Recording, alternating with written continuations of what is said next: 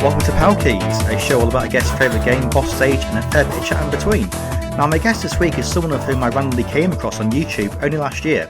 His PlayStation mixes, which are music compilations full of eclectic tracks from many different games, have been used by me while doing work countless times by now.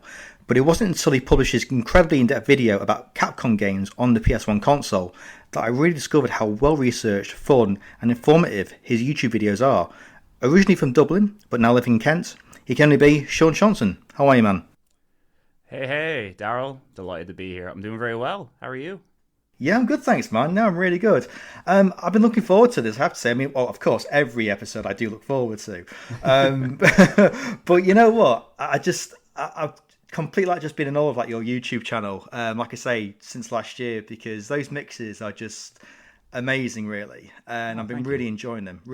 But I have to say, first of all, time recording, the latest video that's just come out is the Capcom video. So Capcom games on PS1. Amazing reception I've seen on all those social medias. What you thought of it so far, all the reactions? I mean, it's been fantastic.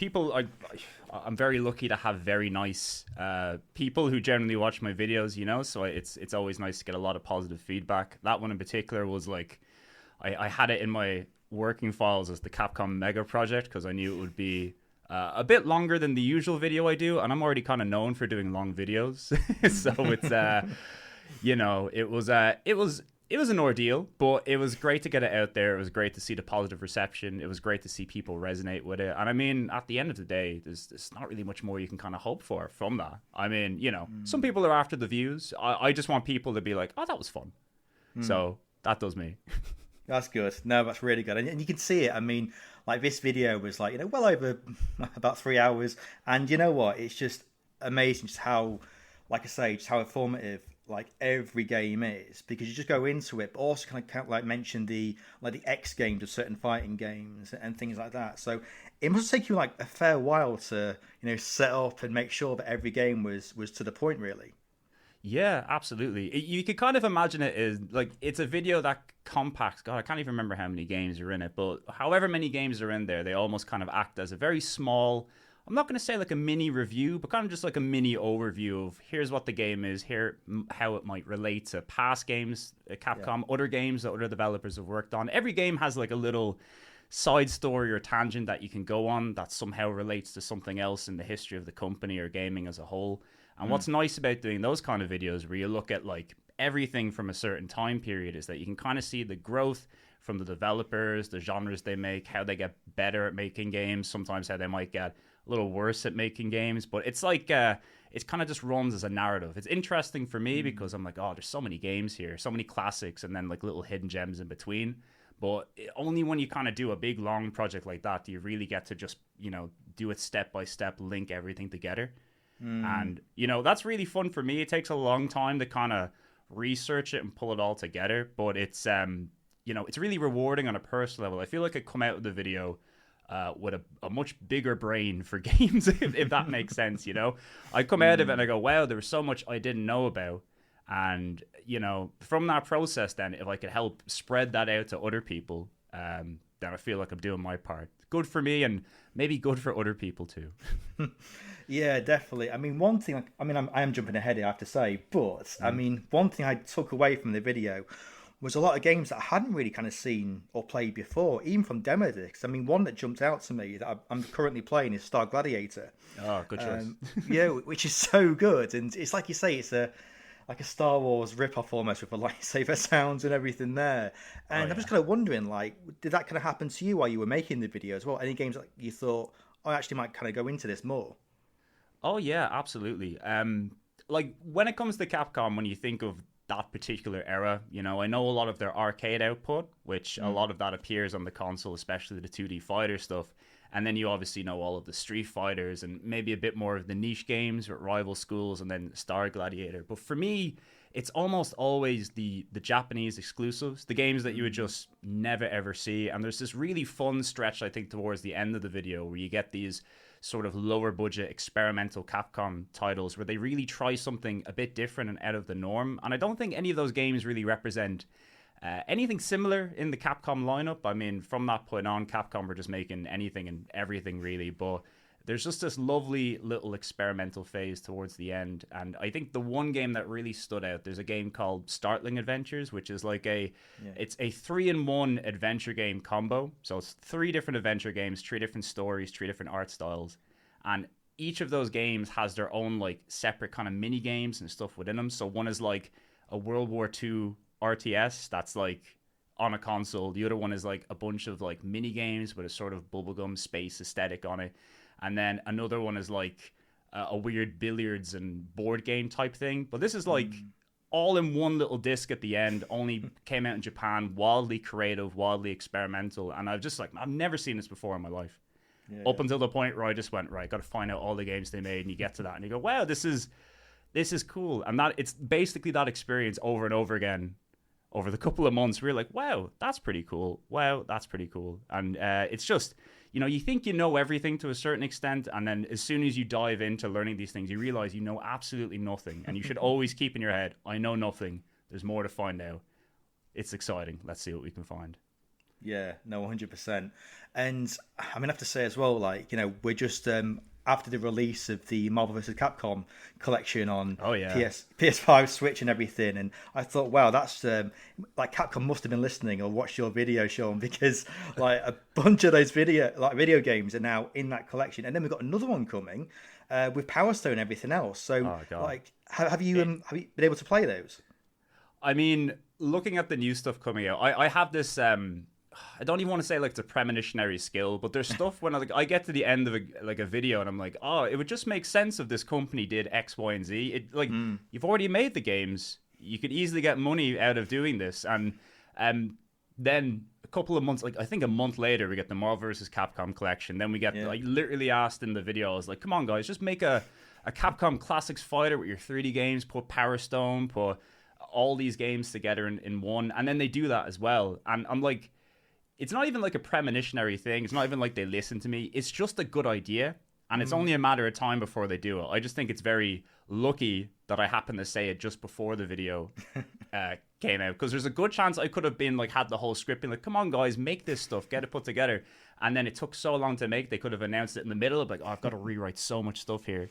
All these portions of the video of me just begging for them to release games. And then they do it in the middle of it. So either way, the the end result is good.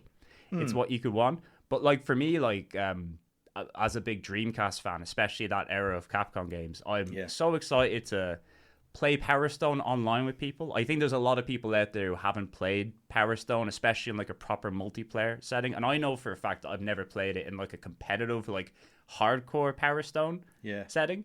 And that's going to be just the thing that's available to us now for the first time, at least in a... outside of Flycast or emulators, the more niche side of it, it's going to be there for everybody. So, I mean, I'm super excited to see how that's going to go out. And I think it's great that Capcom is putting their old games out to people. It's just good business sense.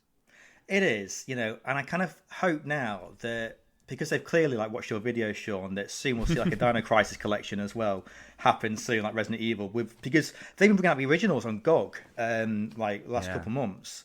And to see like Dino Crisis get the same treatment, I mean, I hope they took that part from your video as well. So, fingers crossed. I hope so. The fan base for that game is crazy. Like, you didn't even need my video to do that. You could just see like the response to anything Dino Crisis out there. I think they're just sitting on money with it. Yeah, no, 100%. So I'm gonna stop jumping ahead from these topics, but let's just kind of go way back to the beginning for you, Sean, because obviously you've got this breadth of knowledge about all these PS1 games. But what I'd like to know is what was the first game you remember playing way back when? Oh God, first game.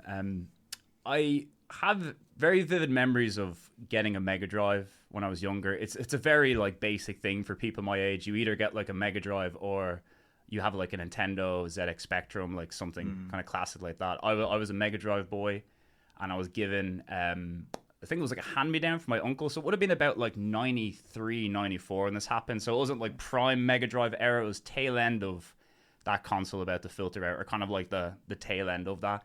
And we got a copy of Sonic the Hedgehog, which despite being a very young child, I decided not to play first for whatever reason. Instead, I opted to play the Terminator, the game, which I had no knowledge of what that was. I was like, oh, cool robot on the front, or cool man in leather jacket. I'm not quite sure which it was. I think it was a Arnie with a gun on the box. And for whatever reason, when I booted that game up, it immediately has you playing as a little man running towards the biggest machine you've ever seen, this terrifying thing that you can't defeat, loud noises, and it just scared me so much for whatever reason on the TV. I'd never seen anything like it before. I remember just getting out of the room and being like, is that going to kill me? Is that going to hurt me? So that was a pretty harrowing experience. But after that, we tried Sonic the Hedgehog, and I think the rest was history from there. You see those Sega Blue Skies, you hear Green Hill Zone hit your ears for the first time. And it's a love affair I can never stop. Video games and buying Sonic games that I probably shouldn't buy, but I just can't help myself. Yeah, I'm exactly the same. I got a Mega Drive Christmas '94, Sonic 3, and I couldn't believe it. And a couple of years later, I had no idea there was a game called Sonic and Knuckles that you could actually lock on, and it had the complete game. I was in awe. In a weird way, I got Sonic and Knuckles and had no recollection or knowledge of Sonic 3 whatsoever. I got Sonic 1, 2, and then a birthday a couple of years later, I got Sonic and Knuckles. I didn't even know there was a Sonic 3 for the longest time. I just never, ever seen it. Isn't that like a weird thing where if you've never seen this or nobody's spoken about it to you, you just don't know it exists? Yeah. That was a weird thing as a kid. Like a couple of years later, I remember I got the Sonic Mega Collection for the GameCube, and that was my first time in years playing classic Sonic. And I was like, hold up, they have a Sonic 3? And then you find out it connects to Sonic and Knuckles and it doubles the length of that game. I was like, what the hell? Maybe that's why maybe that's why I am the way I am now, because I seen that and I was like, what else aren't they telling me? What else did I miss out on? Fair. Yeah. So I imagine as well then, like around that Mega Collection, that's when you may have played like Sonic CD then as well, a time travel element to put on its head. Yeah, absolutely. I didn't get to play, I think it's the Mega Collection Plus, which is the one they put out afterwards, where you had Sonic Racing, Sonic CD, and Sonic the Fighters. Yeah. But they had a trailer for Sonic CD. They had the, not a trailer, they had the opening of Sonic CD on that. And that was also my first time seeing that. And I was like, what the hell is this? What is Sonic CD? And another thing at the moment to keep in mind with this is like, this was maybe about 2002. At this point, I still didn't have a computer in my home. I still didn't have the internet. So everything I knew was just what I had heard from people or what I had read about. And I only really started reading gaming, like magazines and whatnot, around the 5th generation, around the PS1 era. So like, I just read nothing about Sonic. I had no idea what was going on. And considering this is like my favorite game when I was a kid, I'd always talk about Sonic. But I didn't have like a Saturn. I didn't have a Dreamcast. So all I knew was just my childhood memories with Sonic, and then being like, I've missed so much. I need to go back. And now the problem is like when you get sucked into Sonic fandom, it's your life goes downhill a little bit. Yeah. Say no more there. Yeah. Yeah, I totally get it. I mean, I imagine like after Mega Drive, then like because the YouTube was like focused on PS1. I imagine that followed the Mega Drive then with PS1. Yeah, absolutely. I wanted a Saturn naturally because I had already an association with Sega. And this, like, I guess the best way to think of it, I was about maybe 2 or 3 years behind whatever the current thing was, I would get consoles a little bit later than they're done. So when my mom was going in to like ask about, I want to get my son a new console, he says he wants the Sega Saturn. We were already at the point where like this, like everybody knew Sega was kind of done with the Saturn. It was like late 97, early 98 when anybody who was really into it could kind of tell you, look, the PlayStation or the N64 is what you want. And the guy at the store was like, look, I'll be honest with you. You may want to get this console instead. You may want to get the PlayStation just because games are going to be gone out of the store soon, which was the case, that one fella who was behind the desk there probably altered a lot of my life from that point onwards, I got a PlayStation for my birthday one year. I'd already played it in my friend's house before, so I kind of knew what the gimmick of 3D and how exciting that was. But I got like Space Jam, Tekken 1, and Crash Bandicoot 2. And that was like an amazing selection of games. Maybe not Space Jam, but as a kid who really enjoyed the movie Space Jam, I was all over that, That's all I wanted. I was. I mean, yeah, you know what? Like, when I was watching the part where you mentioned about Space Jam, like, that's also a game that was gifted to me as a birthday present. And you know what? I'm the same as you here, Sean. Like, I still hold a candle to it. I still think it's great. I still think those stages with the library bookcase things. I Oh, think you're it's running around when you're in like Michael Jordan's living room. yeah, You have to get the shorts and the outfit and stuff. Like it's yeah, simple, but I think it's a fun, easy to play game for a kid. It's not like maybe it's not as fleshed out as NBA Jam. Maybe it's not as like, fully featured as a proper NBA game. But like I can play as Michael Jordan and Bugs Bunny and do yeah, cool slam dunks by pressing like one or two buttons. Like as a kid, I'm like that's all I want to do. yeah. Want to live the movie on my slightly smaller TV at home. Yeah, definitely. So I imagine as well, because I mean, with the PS1, I think like music is like a huge part. I think of that generation because I mean, like record on video. I can see a Wipeout poster behind you. It's amazing. But of course, we've got Wipeout with the music, but even like the demo disc that came packaged with the PS1 console, that came with a lot of great music from the time. But also, there were other games. I mean, of course, like Tomb Raider, a lot of music in there. So did that kind of like begin for you, Sean, with music, with gaming, and was it the PS1 that kind of began that for you a little bit? I think subliminally, the PlayStation and all of the music that surrounds its games, the demo discs and whatnot, I think it had a bigger effect on me without me being really conscious of it, I heard all this music and all of it was, I think is the fact that I remember all of it at the time. Whenever I would go back to revisit the PlayStation, I'd remember all the demo disc tunes. I'd remember soundtracks from games like Wipeout and even just like Crash Bandicoot and, non-dance stuff like Lara Croft and everything. It was the first real introduction to CD quality music for a lot of people. We had it in the CD area, but like the decades, well, not the decades, but like months and years beforehand on like the CDO, Tredio, there we go, CDI and Sega CD. So that was common to people and was like a real big selling point of the CD, but it was just people got a lot better at trying to make music for CDs and try to get the full power out of the console. And so much of it was culturally aligned with the different genres that were really popular at the time. You had elements of rock, grunge, games with hip hop, games with like dance music, and even then like pretty experimental stuff. IDM, like they would go into the more hardcore genres of stuff, and it's so linked to that era of music, I think, for me, because I was a big, like, I loved watching television. I loved staying up late to watch music shows, and you'd see all sorts of crazy music videos like Aphex Twin and whatnot, and all of that stuff stuck with me. I don't necessarily think I was focused too much on the music at the time, but I was very heavily influenced by the visuals and everything that went with it. When I really started to like get into music years later, that was when I really started to associate the power of music within games. Early on, it started when you would hear licensed soundtracks, like maybe a Gran Turismo or a Tony Hawk, where you'd be like, oh, there's so much cool music in here. But then with games like Space Channel 5, Jet Set Radio, some of the Dreamcast stuff especially, I was really like, wow, the music that are in these games they have so much more freedom to be a bit experimental, because when you're making a game or making music for a video game, you can really just do what you want.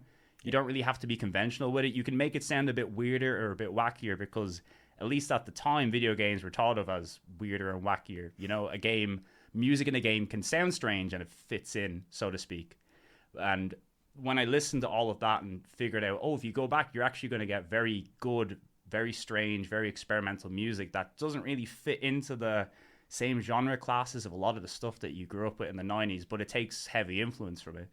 And it's when you realize that spread pretty much all throughout the library of even just that one console, 4,000 games, how many of these have like even just one really good song in it, let alone an entire album's worth of it? And many of them do have entire albums worth of tracks in there. And that's just one console. Sega Saturn probably has many things. N64 maybe not so much because of the whole cartridge thing, but it's true for them. If you can just kind of disassociate the idea that music in a video game is like, it's just video game music, and realize it's just music that has a bit more space to be weird and experimental, you can find so much great stuff in there. Yeah, I think that's it. And I think it's something like in recent times really that like video game music has really come into its own, because look, I remember like at the end of the 90s, I mean, talking about video games in the school playground was a taboo subject. You couldn't really talk about it really, at least in mine anyway. And it wasn't really until perhaps the PS2 era that it started to kind of seep through.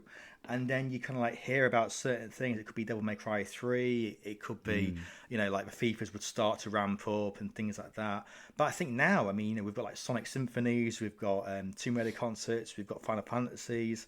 And yeah, it just seems like wild to me now that, we're seeing all this kind of music come through. And then, of course, we're going into YouTube where we're kind of seeing your mixes and others as well doing like, all these like amazing like jungle mixes too. I think it's quite amazing, really. It's a great gateway for a lot of people to get into this style of music. There are some people who are hardcore into those genres that kind of look down on video game music, and people who get into their genres via it. But I think like any conduit or any method you have to get into a genre, because is a good thing. Yeah. Not many people would have the introduction to something like jungle or drum and bass unless they're, they have friends who are into it, if they're going into clubs and stuff in the 90s, especially for kids and whatnot, where this music isn't really being played mainstream on the radios, or like your parents may not be into it. Like my dad pretty much listened to Frank Sinatra and the Beatles. So getting any sort of exposure to that stuff from a video game, at least it's exposure to it. And now people who are like, I think at this moment in time, there's a lot of nostalgia for that style of music. And there's a lot of people who, younger kids who grew up as well, who are just discovering it and going, this is a sound that really resonates with me, or this is a style of music that's in there. A lot of the people making really cool jungle IDM and whatnot now are like mostly just like kids, people who grew up and weren't through this era, but they have so much experience, not just from the classics, but from video games as well. They're taking that influence and making stuff that just sounds otherworldly at this stage. And it's great to see the roots of not just the genre itself, but even its video gamey subgenres and all the different games that kind of helped introduce that to people. They're still being referenced and still being thought of fondly. Yeah. It's a nice thing to experience. Yeah, 100%. Yeah.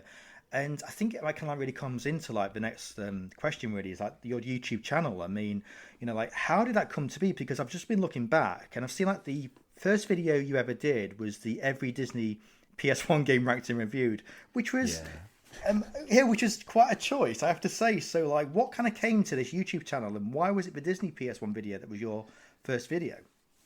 I, like a lot of people from the era where I got into YouTube, or what we would call pandemic YouTubers, which are just people who found a bit of extra time on their hands and probably always had in the back of their mind, I'd love to make a YouTube channel. I'd love to make a YouTube video, but I don't really have the time. I'm tired from work. You get home at the end of the day and you're like, last thing I want to do is be writing about things or thinking about putting together a video.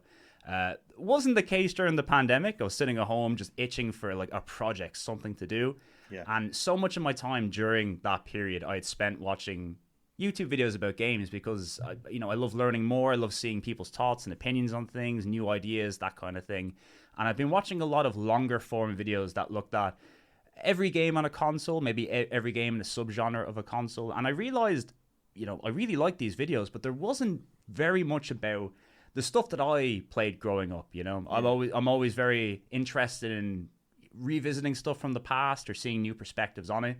And for whatever reason at the time, I was just really itching for someone to talk about the Disney games on the PlayStation. I want to see someone talk about Hercules. I want to see someone talk about Toy Story 2, Tarzan, Donald Duck Going Quackers. And there are people talking about those games, but in a separate form, bit by bit by bit. Maybe like a top 10 list or whatever else. But I wanted to see just a long form. I wanted to see everything. I wanted to learn about stuff I didn't know.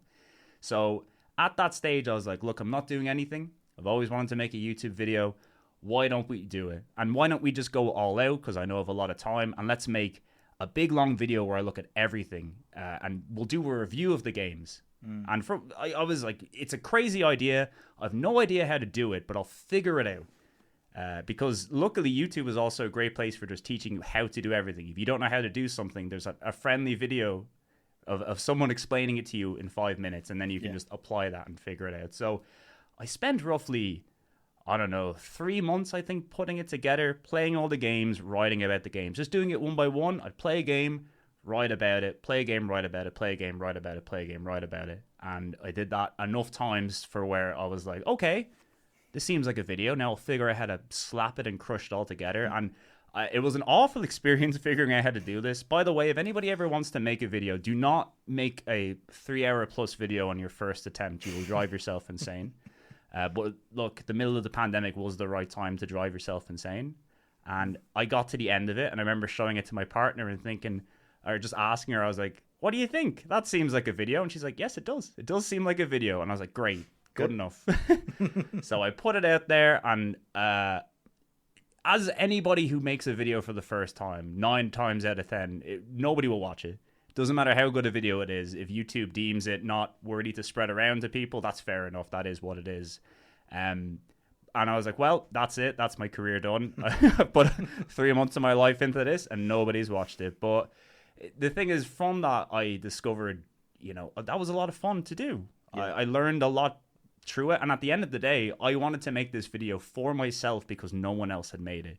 And I wanted to watch it. And then at the end, it was there. That video now was there. People could watch it. Maybe other people who are interested could find out about it. And maybe not right now, they won't watch it. But maybe in the future, people will dig it. And that's what happened. You make the video, you put it out there. And then over time, people are like, oh, maybe I want to see all the Disney games on the PlayStation.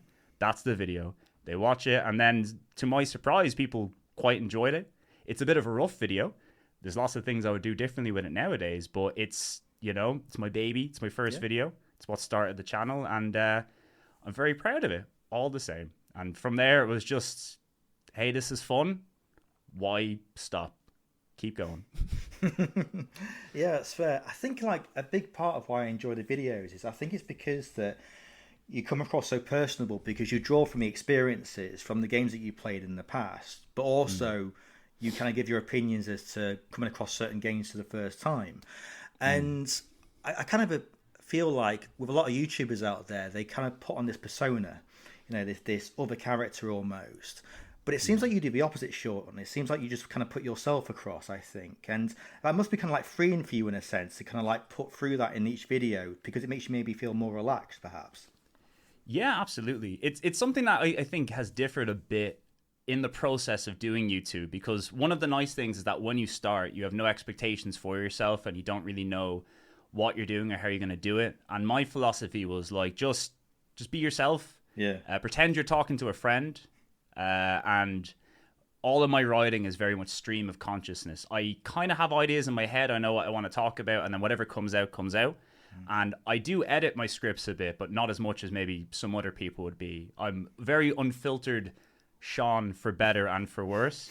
And when you start out, it's really freeing because you're like, I can just do what I want with my videos. I can be weird. I can be extra long about this part if I want to. I can talk a little bit longer about this bit because I care about it. You don't feel like you need to follow a structure.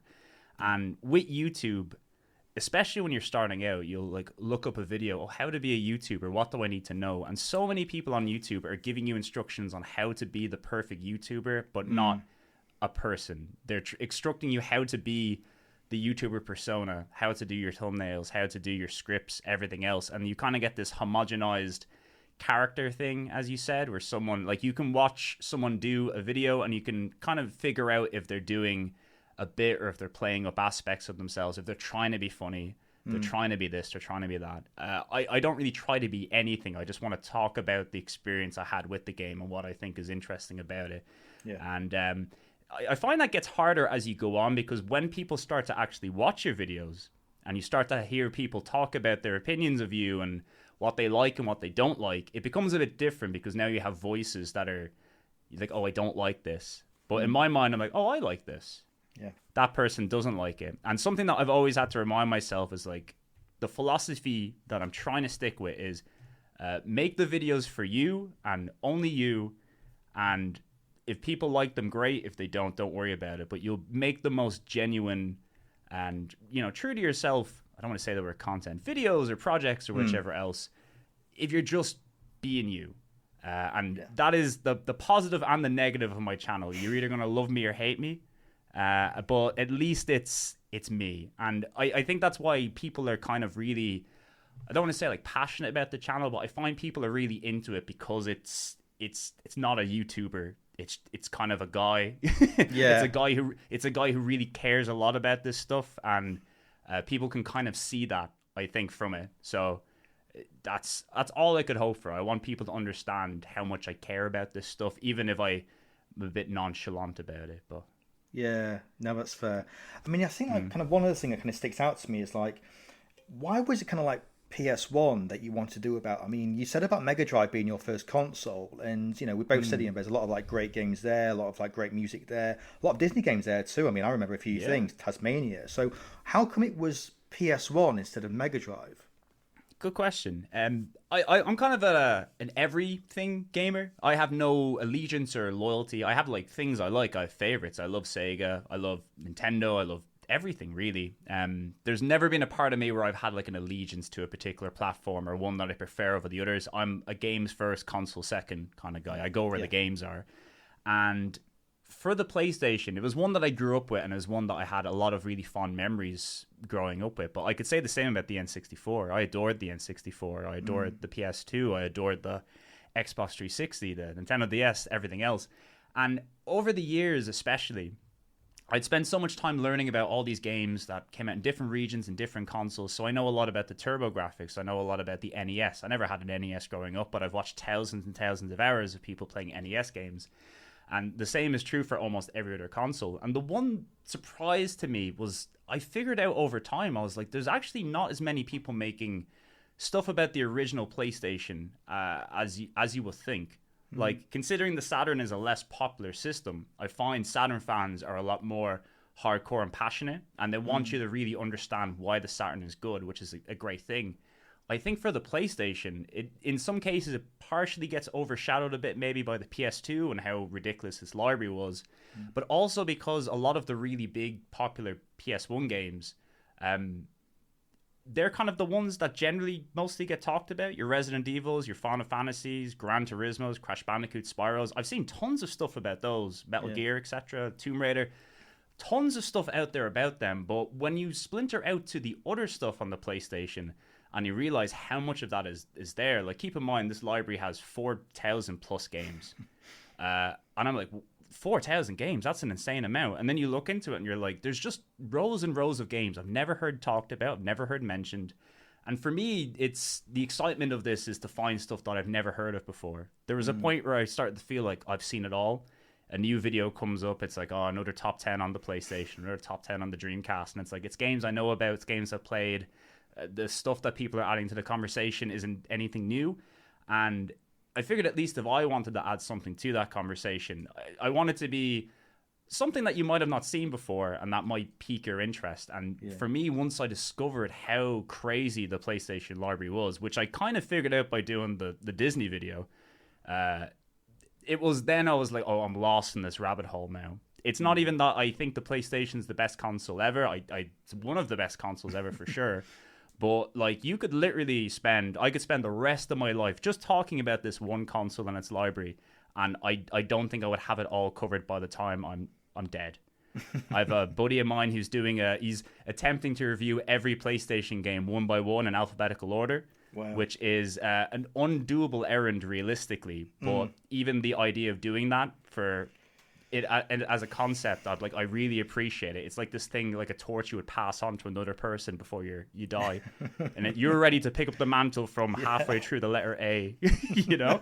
So to me, that's fascinating, and I'm happy to see since then way more people are coming out and talking about these aspects. And this isn't like, I don't think it's due to me doing it. I think we're now coming to that age or that point where people who grew up with that stuff are now trying to enter into the fray. You're getting the weird PlayStation kids. They're going to be emboldened a few years down the line. You're going to get the weird Xbox and GameCube kids. They're going to come in and start talking about the weird stuff. But for the PlayStation, just the volume of stuff, very few consoles out there like it.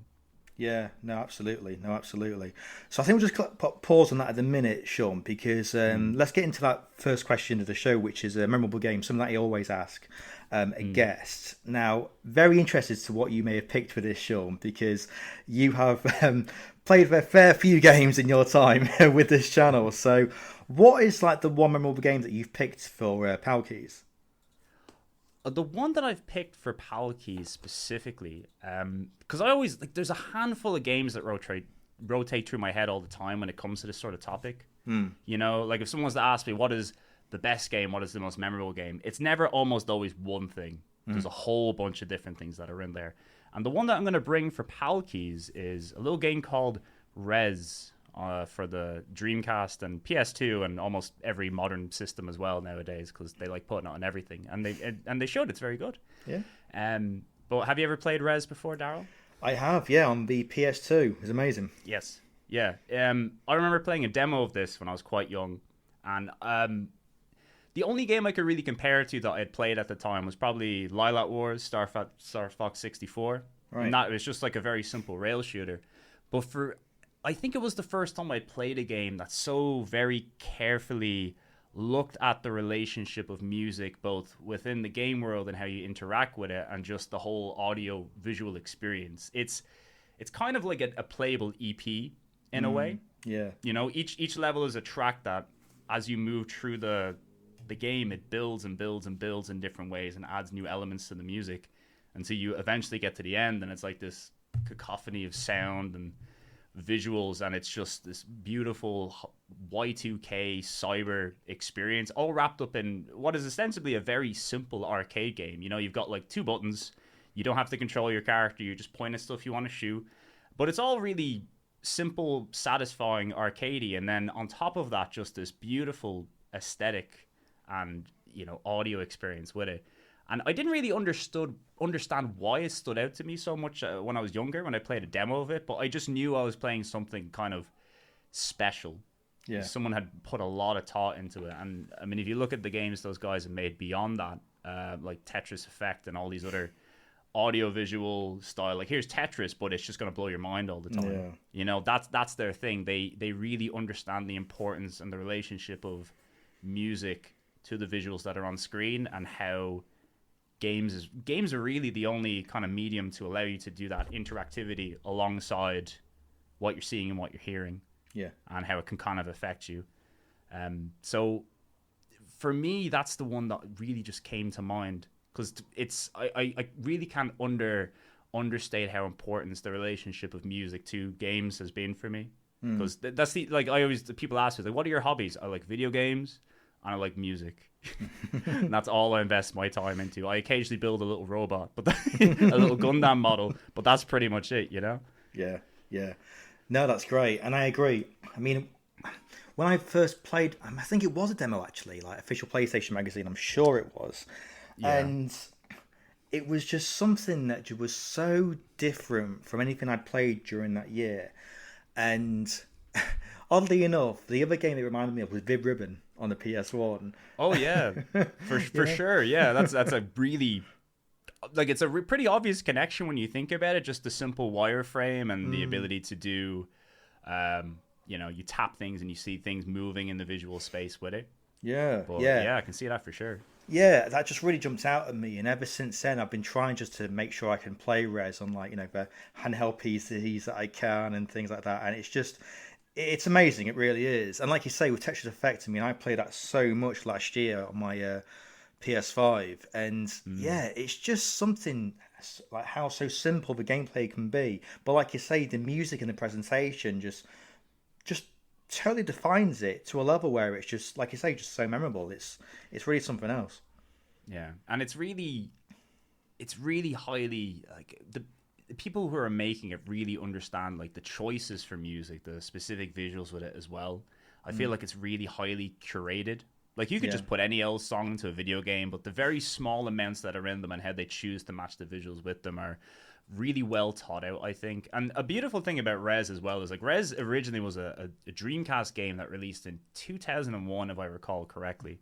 That game's been upscaled to, like, VR. It's been upscaled to, like, play as, like, 4K, and, like, I've played this game in 4K on an OLED screen, and it looks better than many of the games that are out there, just because it's the purest example, I think, of really good visual design trumping, you know, pure graphical fidelity. They keep things very simple. It's like very sharp lines, little polygonal graphics, and then when you have a character who's it's just a smooth, shiny object, all of that, like, it looks timeless to me too. Yeah. You know, every time a new console or a higher definition screen comes out, or a brand new device, they have a virtual reality version of Rez, by the way, called Rez Infinite.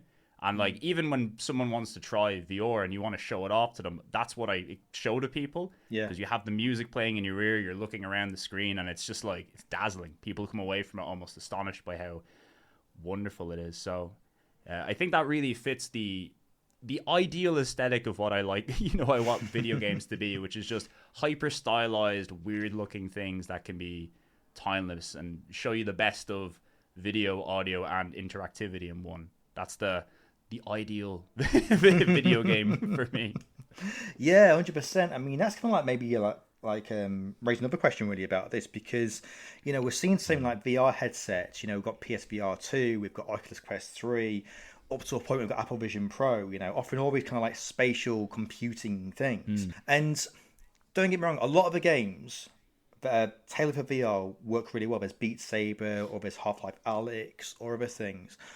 But I do feel like music-based games like Res or something else could really kind of help like define VR, because I kind of feel like that could really, especially with like Taptic game controllers and things like that. I mean, like, have you kind of perhaps like maybe like wonder like what that could be in game? I don't want to get too philosophical here, Sean, but it must be like a an exciting thing to see how music could happen in VR perhaps in the future. Yeah, absolutely.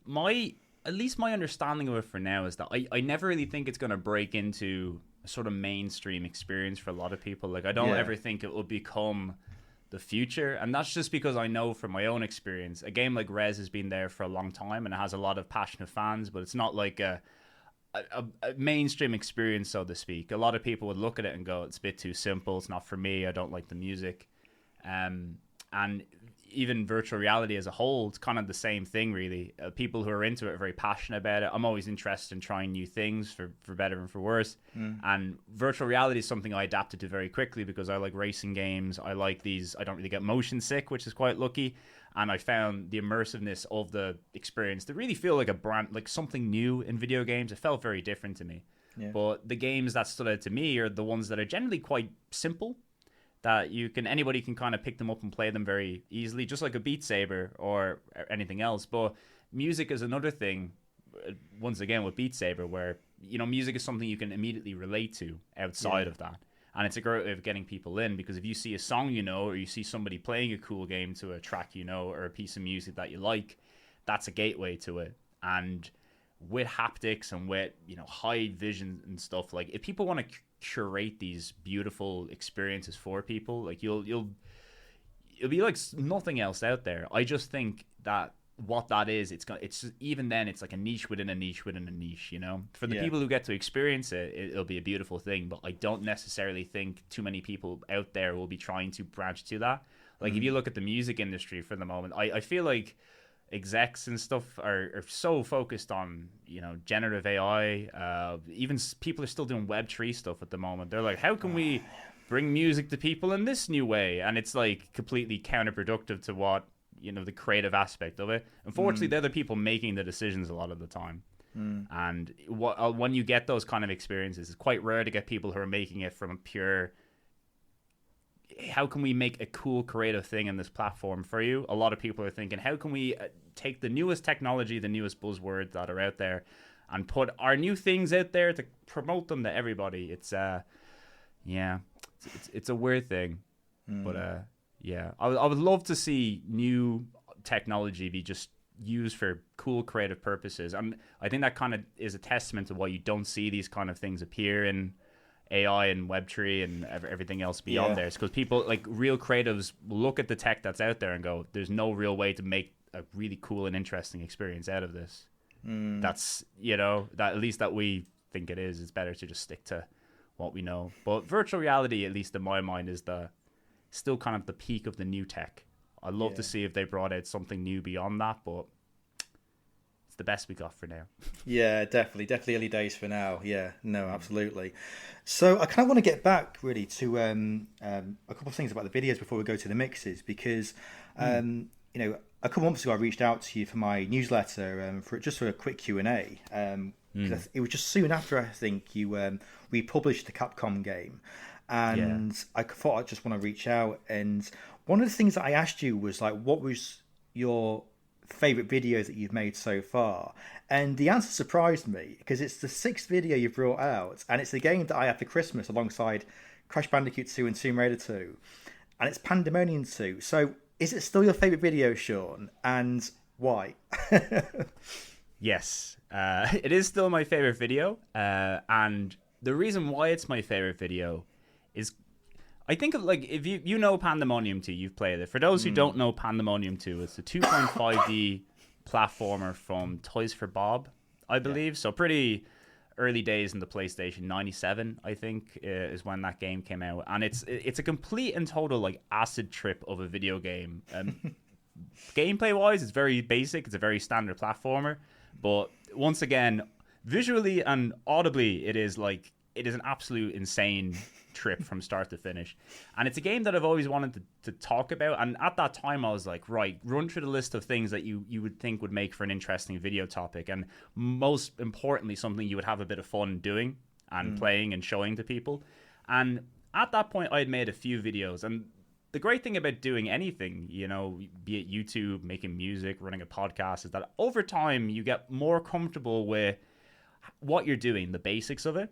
And I think when you understand the basics of what you're trying to do with something, you can branch out and be a bit more experimental and try to do things a little bit differently. And with Pandemonium, I think a video I did a little while before that was on Small Soldiers, which is a fun game from my youth, which I really enjoyed talking about. And I spent a especially long time in that video highlighting the musical aspect of it, which I hadn't really done in videos prior to that. And for this one, I was like, I'm going to try do something completely different, and just instead of doing a very basic structural review, I'm just going to go level by level and talk about each of the levels, the music that exists in that levels, how the game gets progressively weirder, because it is like a very bad acid trip. It starts out very normal and then just completely goes bonkers by the end of it, where it's some of the strangest visuals you'll ever see in a game. And doing that video, I felt like I wasn't a big YouTuber, but most of my videos had like sub 1,000 views. And at the time I was like, wow, a few hundred people, that's crazy. But I didn't have any sort of like worry about what people think about what I'm going to do with a video. I was like, I'm just going to make what I want. I'm going to try something completely different. And the way I did that video and the kind of confidence it gave me, because by the end of it, when I watched it, I went, that is what I would want from a Pandemonium 2 video. I don't know if anybody else would want that, but I watched it and went, wow, I feel like I've actually made something that's a bit different and a bit unique in the landscape of YouTube, which is surprisingly hard to do a lot of the time. You can make something that's quite unique, but have it be watchable is a different story. And my only judgment for my videos is this watchable. But by the end of that one, I was like, oh, I'm actually proud of that. That's an interesting video.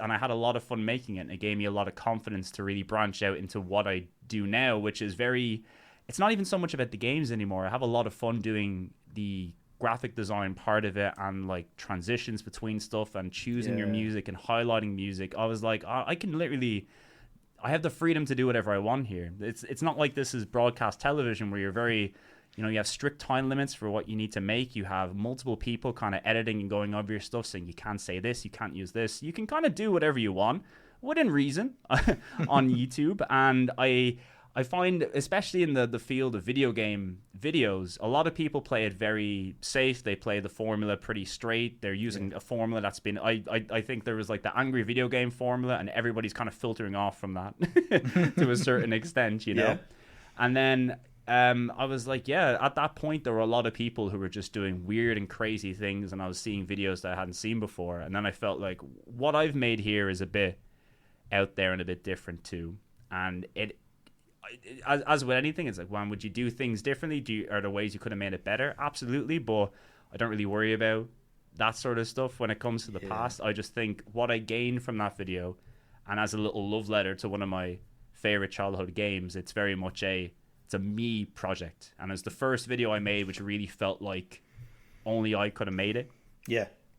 And once you gain that confidence and you gain that experience, you're kind of like, wow, I could make anything really. And that's why you end up with weird 6-hour Capcom videos. It's a steady slope.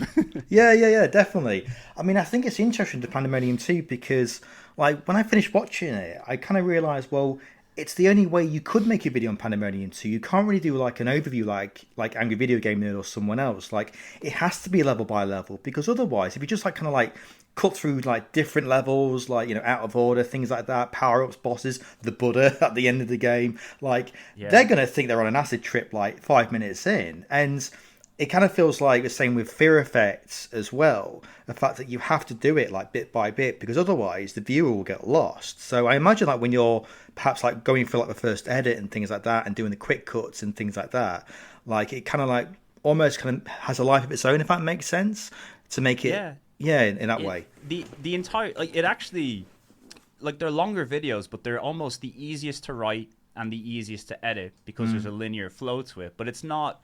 It doesn't feel like it's linear for the sake of linear. You can kind of literally make up the story as you go on with it. You start at the beginning and it ends at the end. You just Yeah. have to talk about everything that's happening in between then. And you can kind of think to yourself, like in a standard review, you'd be like, oh, well, here's the bit where we talk about the graphics. Here's the bit where we talk about the story, the gameplay. It's broken up into little bits. And even then, that's kind of the basic review structure I use. Like it's a tried and tested to an extent. But it's how you can mix that up. You can show people everything and then talk about the graphics and be like, right, well, you've seen this. Let me explain why I like it. Or we can go through the music and go, well, you've heard a lot of this by now. Let's talk a little bit about it. People kind of already have an understanding because they've seen it. They've heard it in front of them. Yeah. And with a game like Pandemonium, it's, every level is a journey. It's you're experiencing the full acid trip. It hasn't been chunked up for you. You're not getting like the highs and the lows. You are peaking and dropping along with everybody else. And yeah, it's an easier way to make a video. I found. It's a shame that not all of my videos are like that, or I don't think every game can fit into the format, but it's almost a pleasure to work on a Fear Effect or a Pandemonium where the video almost writes itself. You're just narrating the experience almost. Yeah, definitely. Yeah. And I have to mention as well, like, the most popular video that you've got on your channel is the Every Look at Every Squaresoft PS1 game, which is, again, like a different narrative from the others because, again, you're mentioning each game made by Squaresoft, but again, it's got that touch of where, you're talking about it in like quick cuts and lead-ins with the things that you say, and it keeps the viewer engaged. But yeah, like I say, it came out a year ago, and at the minute time of recording, it's like 1.3 million views. I mean, that must have been surreal, or even now to kind of see that number. Oh, it's still crazy. It still like eclipses everything I've made on the channel. Like I have other videos that I've done good, or at least good by whatever my own standards are. That's like a whole other beast. And I partially credit that to just how much people love Squaresoft and Squaresoft games. Like you can make any video about Squaresoft and people, as long as it's well put together, people will lap it up because people adore Squaresoft games, and rightly so.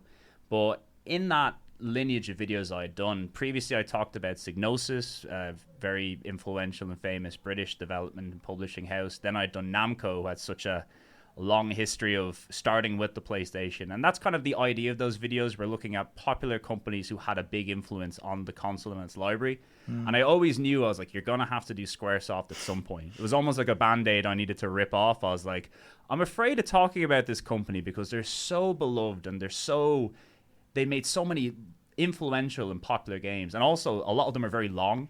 So it's difficult to make a video about a lot of long games, have enough interesting footage to show in detail to people, and also have enough understandings of the games. Because, like a 70 or a 50 or 70 hour game, there's a lot of stuff that happens in there. Yeah. A lot of nuances to it, a lot of characters, a lot of story, a lot of mechanics, a lot of music, and trying to even represent the game in a accurate and, respectful light in the space of about 3 to 5 minutes. It's not as easy as you would think. So I was a bit worried about. I was like, even the scope of doing that would be pretty crazy. But I was like, I'll give it a try. We'll see how it gets on. Maybe people will be understanding of the process. And yeah, it's people really, really like that video. And a lot of it for them is they just want to see games they grew up with. Yeah. They just want to be like, man, I loved Legend of Mana. I loved Parasite Eve. I love these things. And I think for people to see it be, because I want to, as I said there, I always want to be representative of why the game is good. I want to get that across to people. I don't want to tell you, wow, this is a famous classic game, and there you go. Just show and tell people a little bit. Let them see it. Say the things that matter and why you think people would care about a game. And a lot of times that's what resonates with people. But for that video in particular, I also think I got very lucky. Sometimes especially if you make long videos, you get this thing where your video gets filtered into the algorithm and then it just appears on people's YouTube channels in the middle of the night. So if they're watching a different YouTube video Once that video is over and they're asleep, it will then swap over to my 3-hour video and play forever. Which I'm very thankful for YouTube for doing, by the way. Good job. But like the feedback on that was like, that's where I felt like I was like, oh no, I'm a guy on the internet now. I'm a YouTuber. People know my names. I appear on forums. I hear people talk about me. I get messages from people I've never spoken to before, and it's very, it's a surreal experience, especially for myself, who I consider like a very like shy, antisocial little guy. Like I'm just happy to talk about my games, whichever. I don't want to be like a YouTube guy, you know. I don't want to be getting into wars with Keemstar and nothing, which seems to be the gamer path. You know, you're only a couple of years away before getting in a scandal or getting in a boxing match with somebody. And I'm like, I just want to talk about Final Fantasy with the lads. Yeah. So you got about 2 years left? 2 years left before a controversy, Sean. Oh yeah, absolutely. Yeah, you heard it here first. In 2 years' time, they're going to be rocketed into space. Yeah. Oh man. Local man ejected from planet. But you know, I mean, it's a good point you raised actually about how you were highlighting certain games, because that kind of goes into the other kind of types of videos you've done, which is the obscure and forgotten PS1 games, the Japan-only PS1 games. You know, I mean, again, so many eclectic games that you've mentioned, but I mean, I'm currently like watching both of these right now. But what kind of amazes me, like, what makes you kind of pick these games, and like, why would you pick like certain games from the obscure and forgotten ones, or the Japan-only ones? I mean, what kind of like made you want to create these ones, and what's like the process to select them as well?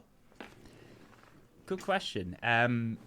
When it comes to those ones, this comes back to me being a complete loser and spending so much of my life learning about these games to a ridiculous degree, where I would watch, like, there's this lovely channel called the Video Game Library who does a video where it's every single game for a console, 10 seconds of footage of that game, and then over the course of, like, I don't know, 12 hours, you know, and I'd sit there in bed and be like, wow, that game looks interesting. That game looks interesting. Like 10 seconds of footage every single time. So I decided I'll just watch all of these. So I get a quick look at every game, and then I would see a game. I'm like, wow, I haven't heard many people talk about that, or one that I never heard of. And I would just look at it, and something in my mind would go, this looks interesting. This looks like something I might want to play. Because at the end of the day, you know, as I said, 4,000 plus games on the PlayStation. Not all of them are probably going to be that interesting.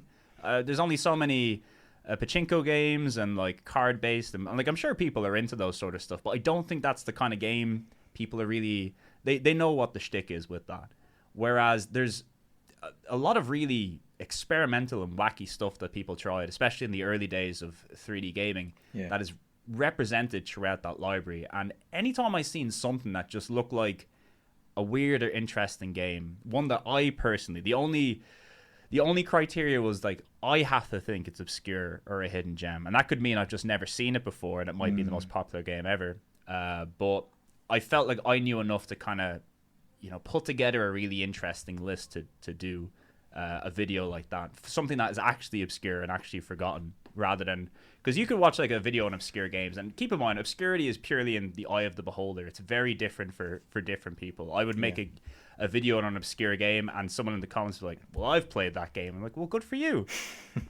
Good for you, man. It's not obscure to you. But then the comment underneath it would be like, I've never heard of this before in my life. And it's the dichotomy. Everybody's different, you know? But purely it's just, does this look interesting? Had I heard about it before? And, you know, the benefit of it is that it's I get a lot out of playing it.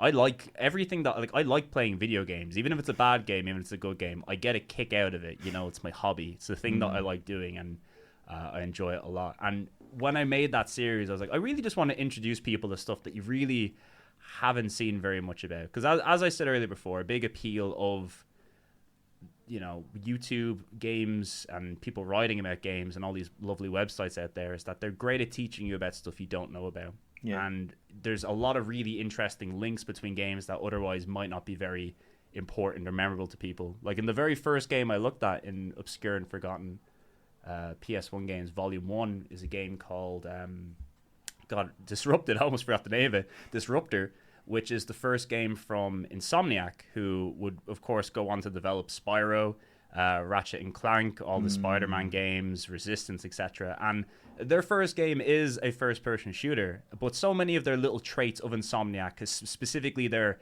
games having absolutely insane weaponry are all present there in this first game, and it has live action cutscenes that are hilariously 90s.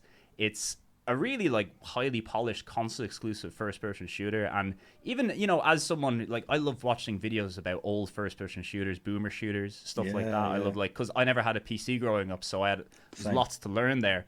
But then you have like, oh, what's a subset of first person shooters? Console exclusive first person shooters, you know, that are only on these. And for me, I was like, I'm getting a bit of history of Insomniac. I'm getting some PlayStation history. I'm getting some first-person shooter history. I'm playing a weird, interesting, cool game. And that's like the first game I found. It has a little bit of everything for me. So maybe the next game, like, not every game is a winner. Not every game you're going to be like, wow, I'm going to buy this immediately. I'm going to play it forever. But I'm happy to experience every little drop of what they got there. Yeah. And the goal is just to show it, just be a game that you're probably going to see something you haven't heard of. And even if you have heard of it, because there's always someone who's going to have heard of it, don't worry.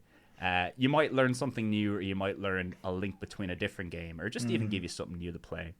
Or not play if it's terrible. There are some bad games. Yeah. No, definitely. No, definitely. And I think like before we go to the second question of the show, I mean, I have to ask, I mean, you know, obviously, you know, it's been a few months now since the Capcom PS1 game video has been out. And, you know, like, is there like kind of early plans for like, you know, what you kind of plan on next? Because like from what I've kind of like been obviously watching and everything, and my memories of PS1, I mean, you know, obviously there's developers like Konami, publishers I think in the PS1 were a massive deal, like Eidos Interactive, they own like Crystal Dynamics, Core Design, other publishers too, you know, and obviously we've talked in the past already in the show about your history of Mega Drive, but also, you know, Dreamcast and PS2. I mean, is there anything that's kind of like drawing you to, you know, lay out what could be next for the channel? I have like so many ideas of videos to make, places that I could take the channel. The biggest issue I have with my YouTube channel and the videos that I make is that I don't have enough time to do them. You know, like I still work a full-time job, which I do like 5 days a week, pretty long hours for the most part. So all of this video stuff is stuff that I just squeeze in. And because I like it so much, I find a lot of time for it. But even then, like, there's nowhere enough time to do everything you can imagine. I'm very happy to stick with doing the Obscure and Forgotten and Japan series because they're pretty consistent. I know how to make them, and there's always something new that's going to come from them. Yeah.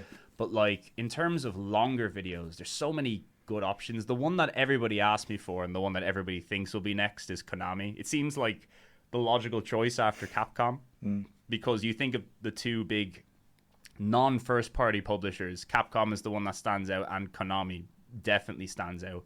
But I've been in the background trying to make a list of every Konami game on the PlayStation, and I do it in like, because you don't want to miss one. You can't say we've got every game and then miss a game, because the internet never forgets. they won't leave me alone if I do that. So I have to be very careful with it. But in the process of doing that, I've discovered that Konami might have made, I legitimately think, roughly 250 to 300 games on the PlayStation. Maybe not made, but published throughout Japan. They were like machines between their sports games, between their music games, between all of their Tokimeki Memorial, Japanese dating sims, role-playing games. They've done a bit of everything and at an incredibly high rate. And the experience of doing the Capcom video was like a very arduous 4 months of putting that together. And I'm thinking a Konami video, right? Because you could say, oh, would you leave out the sports games? Would you leave out the music games? And I'm like, the whole point of this is that I can't leave out anything. It has to be complete. As a project, I have to do everything, whether it's something you care about or not. I'm like, it has to be everything. It has to be that way. And I think doing Konami, as much as like, God, you know, Silent Hill, all the Metal Gear games, and that's just like the big ones, Suikoden. Those are just the big ones. There's hundreds of other stuff that you probably never heard of. You know, like, you know, like a Project Overdrive. Do you know all of the different weird Japanese baseball games? All the music games, Guitar Freaks, the ones where you dance with a motion sensor, Martial Beat, a martial arts dancing game. Like, I would love to do it, but it won't be next. Is the best way to put it. It has to be my magnum opus. It has to be the one video that everybody needs to wait for. And when it finally comes, it'll be like, what is a very well-known, unwatchable, long, drawn-out movie? I'm trying to think about, like, if somebody made an art house movie that was purposely unwatchable, that I feel like that would be my Konami video. Like, Oh, that is what I think it would be. right. As for something fun, that could be next. I was really thinking about doing the Japanese developer Taito. I don't know if you know, the Space Invaders developer. Yeah. And the reason for that is, one, I don't think they've made anywhere near as many games. So it is a video that I can make in a reasonable amount of time and not drive myself into insanity. But also, the experiences I've had playing Taito games on the PlayStation have almost all universally been amazing. Like, these are super fun, super well put together, super colorful games. And I feel in a lot of cases, they don't really get the same... They weren't really on the level of Konami or a Capcom or a Namco, at least in the West at the time. I think they were still very popular in Japan, and a lot of their games only came out in Japan. But as someone who wants to find out stuff that may not be as popular in the West, I feel like there's a lot of really great games for me and other people to discover too. It may not be a video that, for example, does as well, because like you look at something like Squaresoft, I want to talk about games nobody knows, and sadly, if you make a video called "Games Nobody Knows About," they'll be like, "I don't want to watch that. I don't know about it." that happens a lot. So, I'd make that one for me. Don't think it would be a big viewer getter together, but like, who cares? You know? Yeah. It's okay. Do it for the fun. But to also bring up your other point, if I was to do another console, like Dreamcast is my favorite console of all time. I think everybody out there has already talked about all the stuff on the Dreamcast. I feel like I've made it through that. There's maybe new points or perspectives I could bring to certain things, but I personally think Sega video creators and Sega fans are like, they've been on the ball for years. I don't really think I could bring perspective, but I don't think the Dreamcast needs it. I think people already love that thing, and rightly so. I would rather probably look at the PS2, and I know the PS2 people already also love that, but the PS2 has a bigger library than the PlayStation, and its games are even weirder. The only reason I haven't probably touched the PS2 from the get-go is because I got locked in PS1 hell. I got in that pit, and the beauty of the PlayStation is that it's super easy to emulate, capture footage for, do everything with. The type of videos I do rely heavily on being able to very quickly switch between games within regions and whatnot. PS2, I don't think it's at that level where I'd feel comfortable using an emulator to record and capture that. And I'm now at the point where I've like 3 PS2s surrounding me, all of which can like region free, can play burnt CDs. I'm ready to go for it, but I'm not sure when that's going to be. But it's basically it's not even going to transition from PS1 to PS2. Ideally, it would be both at the same time. Yeah. Because like I said, if I do PS1 forever, I still won't be done. I don't want to abandon it. It's my baby. But I think bringing the PS2 into the fold, I think would be a great complement to that.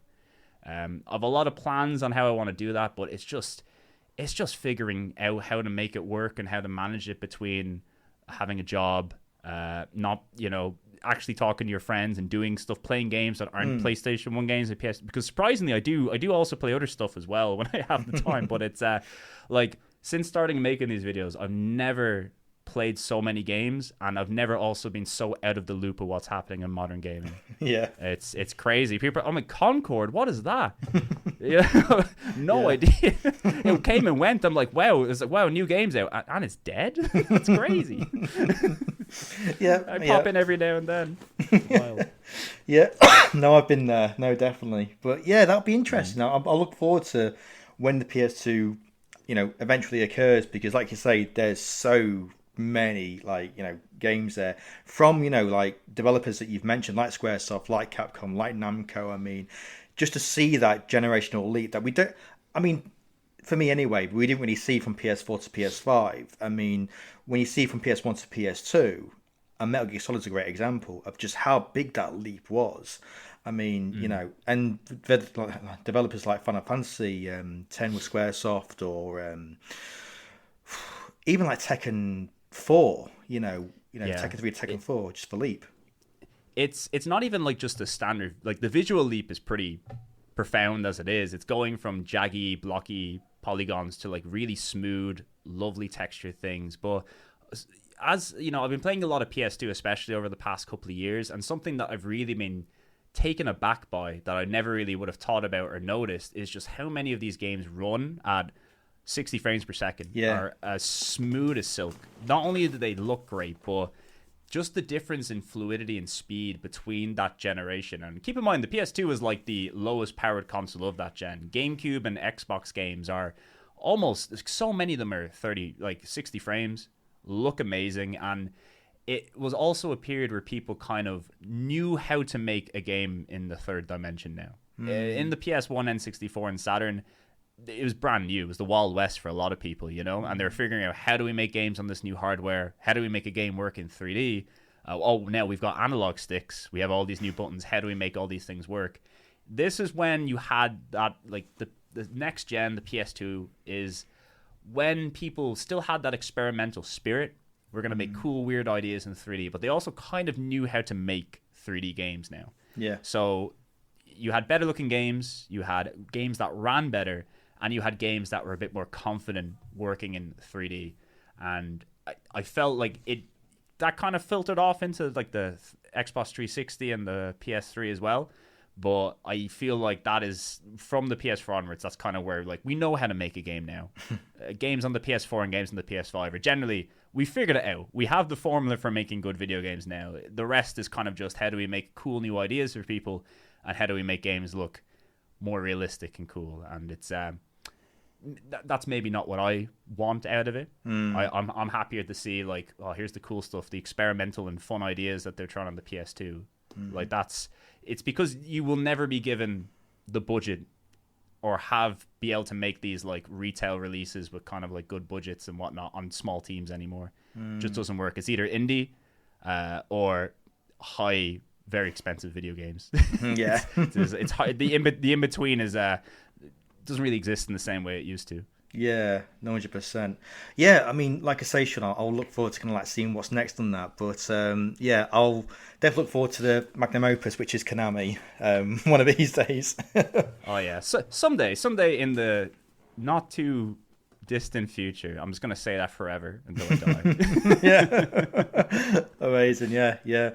So, second part of the show is asking a guest a memorable boss, and now, I'm really interested to kind of like see what you've picked for this, because again, you know, it could be the Buddha from Pandemonium 2, it could be, you know, Heihachi in Tekken, who knows? But what have you picked for this segment?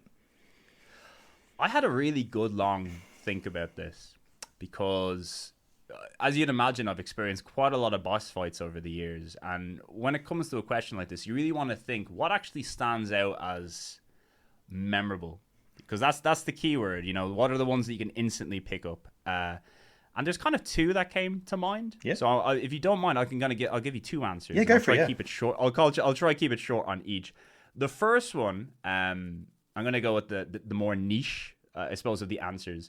Is you know, a little game called Mega Man? I'm sure you know the series. Indeed, yeah. Very, very, very long and storied. A few years ago, as you might have seen in the Capcom video, I decided to play through all of the Mega Man games, because I played them here and there, but I never fully sat down and digested them, which I think is how most people experience Mega Man games now. They go, I'm going to play a Mega Man, and they play all like 20 in a row. So it's a bit weird. But during that experience, right, like that series is almost entirely like level and then a boss fight, and the boss fights are a huge part of that series. Yeah. But the one boss in that series that stood out to me is the Dr. Wily boss fight in Mega Man 7, which is the lone Super Nintendo entry in the main Mega Man series. Right. And why it stood out to me was when I was playing it, right, there was maybe, like, the first time I got killed by this boss, I could, like, tell there was, like, this, almost this dark energy in the air when I fought him, where I was like, oh, this one's different. This is, like, one of these bosses where is going to make my life a living hell. I'm going to have to memorize 101 different patterns, be on my A game, sweating in my controllers and whatnot. And I was like, all the way through playing this like nice little kiddie game, which is kind of difficult at times, this was like real ultra final boss energy. And I must have fought like hundreds of bosses in that series. Dr. Wily fight from Mega Man 7 was just so hardcore sweaty gamer energy. It brought me back to being a kid. Like I remember I was at like a friend's house, like a party. Don't ask me if I was playing Mega Man at the party or something was going on. I was like, yo, let me just finish up Mega Man real quick. And I remember just sitting there and being like, yo, you coming back to the party? I'm like, no, I need to beat this. It's like, it's been 2 hours, Sean. No, you don't understand. I need to do this. I need to beat this. And that kind of passed, right? I beat all the other Mega Man games, but that one Wily boss fight stood out to me. And what happened, and where I think I was like something really like clicked and resonated with me, is I was playing. This was before Smash Bros. Ultimate came out, which was the most recent Smash Bros. And in that game, Dr. Wily is like an assist trophy. So basically, a character you can help, you can pick up an item, and then a random character comes out and assists you in the fight. And one of those is Dr. Wily. And when I first seen Dr. Wily appear, I looked at him and I went, oh my god, that's Mega Man 7 Dr. Wily form. And he had all the moves, he had everything from that. Every single aspect of that boss. Sakurai, the creator of Smash Bros., he was basically like in his head. Because if you ever watch like a video of Sakurai talking about video games, you can like almost immediately pick up, this dude's a gamer, like a hardcore gamer. This dude knows everything. And when that popped out, I was like, if I had played all the Mega Man games and I had to pick one Dr. Wily form to put in there, not the most popular one, the one that is like actually going to send fear into people's hearts who played the game, that is what I would do. That is the sweaty gamer choice. And when I seen it pop up, I was like, oh my god, it was like it was like, I knew at that point, I was like, Sakurai's the guy, you know? This is the guy who knows the games. He's played them all, and it's the choice you would pick if you were big into that stuff. And it stood out to me as like a thing. I was like, it was such like a real, like very few people would care that much about it, but it was just a really fun and exciting thing for me to see, as it just reminded me of the fear. And we played a lot of Smash Bros during that time as well, and Dr. Wily would pop out every time. I just get like this Vietnam flashback, sitting in the corner of my friend's house at the party being like, no, I've almost got him. So amazing. that is the first choice that stood out to me. The second one, and I feel like this is the more kind of a contemporary choice.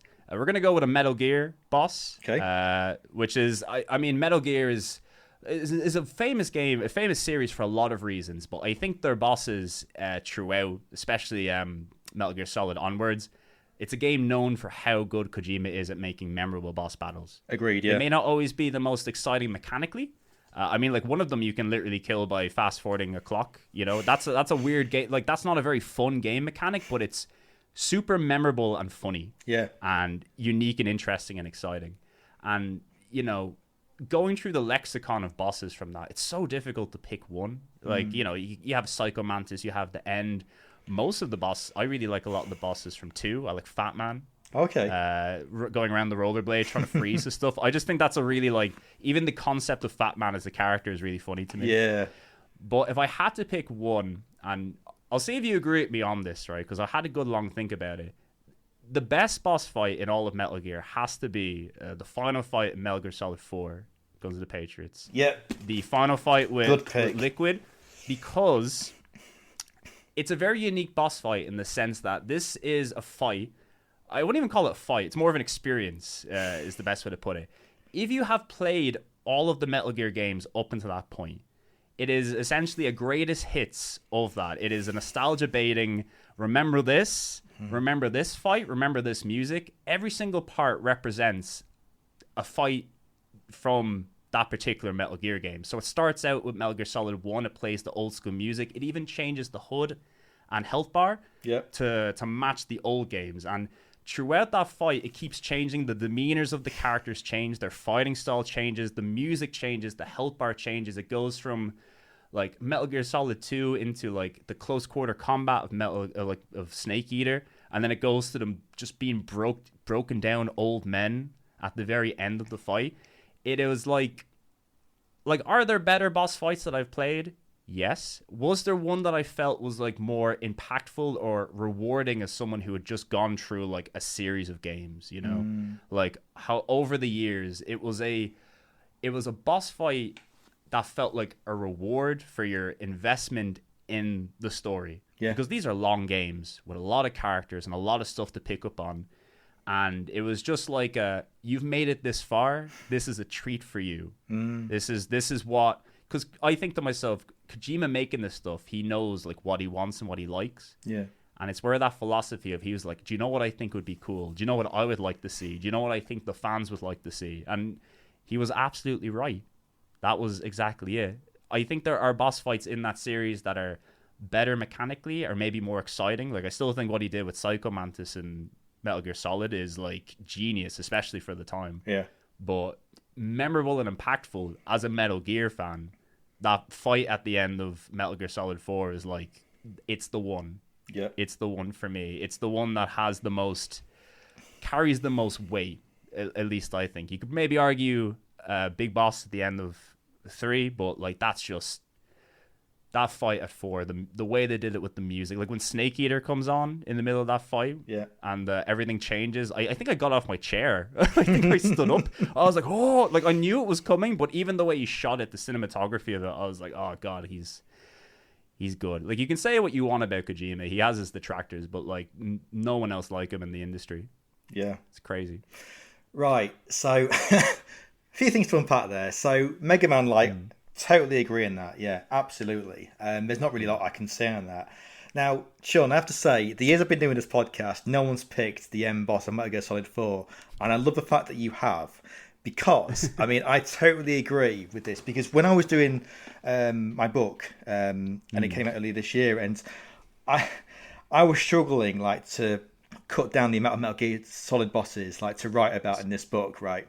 And I could have done just the whole book about the bosses alone from Metal Gear. Exactly, you could. It's tough. Did you, when you did the book, because I obviously it's 51, yeah. 50, yeah.